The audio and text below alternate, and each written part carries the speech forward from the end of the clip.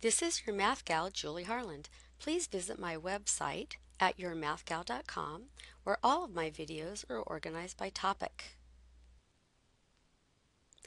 This is video 13 in our series of solving equations with decimals. So we're going to do this problem on this video. Okay, so what you can do is just not worry about the fact that there are decimals here and just solve it like you solve any linear equation, and you just have to be careful when you're working with the decimals with your arithmetic. So let's do it that way first. So I have the variables on the left-hand side, and there's only one term that has a variable. So how about we subtract 64 from both sides? And then be careful here, you're left with a negative 0.8x. Don't just put 0.8x, it's negative 0.8x. All right, also be careful over here. You've got negative 32 plus negative 64, so you're adding two negatives. So you know the answer is negative, and you just add the two quantities here. So it's negative 96. So we have negative 0.8x equals negative 96. All right, so now how do we solve that? We can divide both sides by negative 0.8, because that's the coefficient of x. So we divide this by negative 0.8 as well.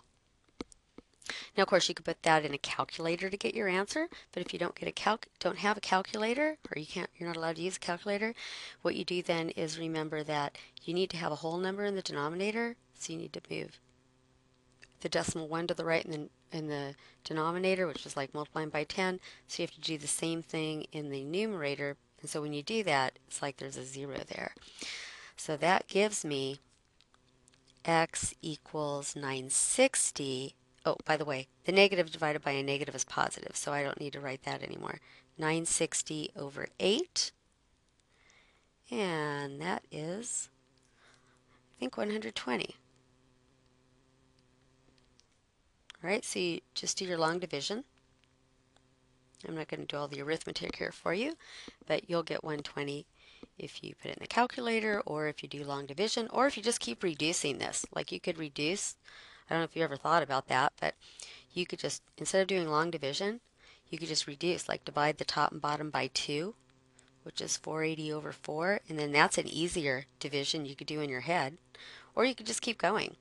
You know, you could say, well, divide by 2 again, and that's 240 over 2, and then 240 divided by 2 is 120 as well. So lots of ways to finish simplifying this at the end. All right, that's the way of doing this problem, just leaving the decimal in there. And when there's only one decimal in the problem, that's probably a pretty easy way to go ahead and work that problem. But you could also do this problem by eliminating the decimals first. So let's try the same problem doing that. So we're going to start with the same problem. 64 minus 0.8x equals negative 32. And you only have a decimal with one digit after the decimal point, so multiplying both sides of the equations by 10 will let us move that decimal 1 to the right. So we have 10 times, remember to multiply 10 by each of these terms. You're distributing to each term on both sides of the equation. So we have 10 times 64, that'll be 640. Now we have 10 times 0.8, that just gives us an 8, so we have 8x. And then we have 10 times negative 32, so that's negative 320.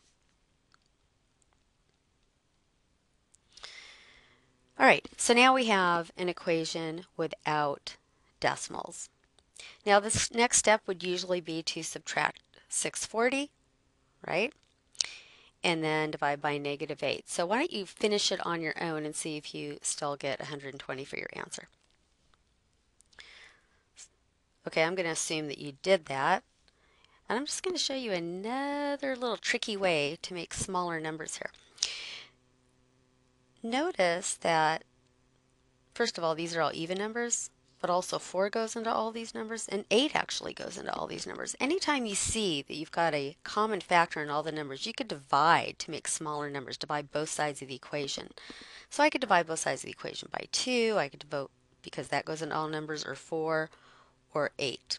In fact, I'm going to do it by 8 because I noticed that. So watch this little trick. If I divide everything by 8 first, because you could always take any linear equation and multiply or divide it by any number except 0.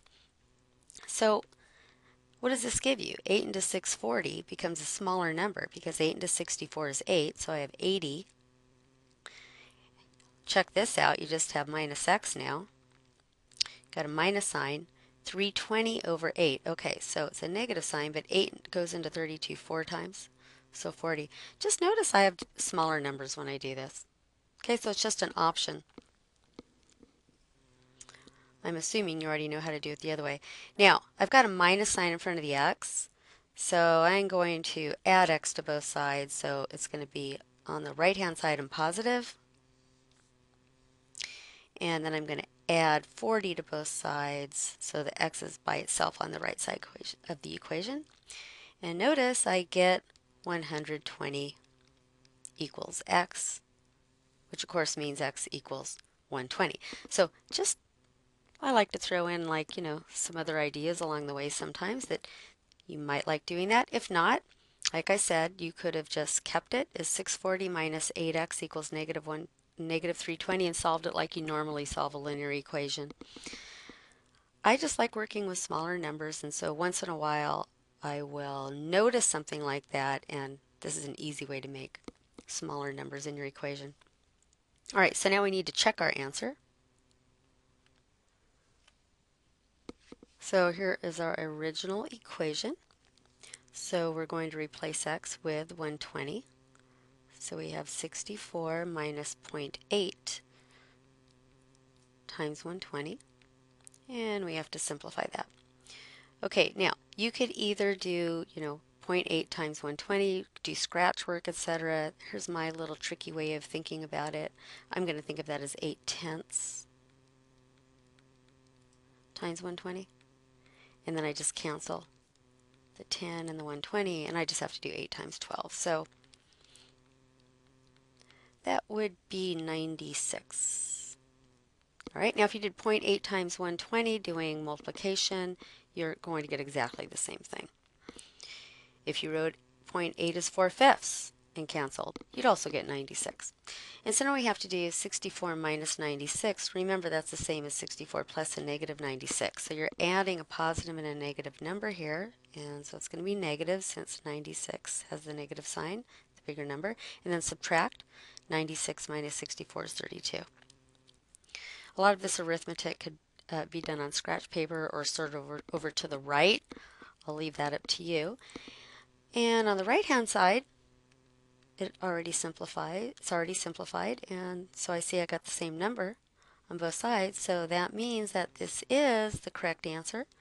So the solution to our problem is 120. And if you had a calculator, by the way, you could do 0.8 times 120 as well. It depends if you're allowed to use a calculator or if you have one handy. This is your math gal, Julie Harland. Please visit my website at yourmathgal.com, where all of my videos are organized by topic.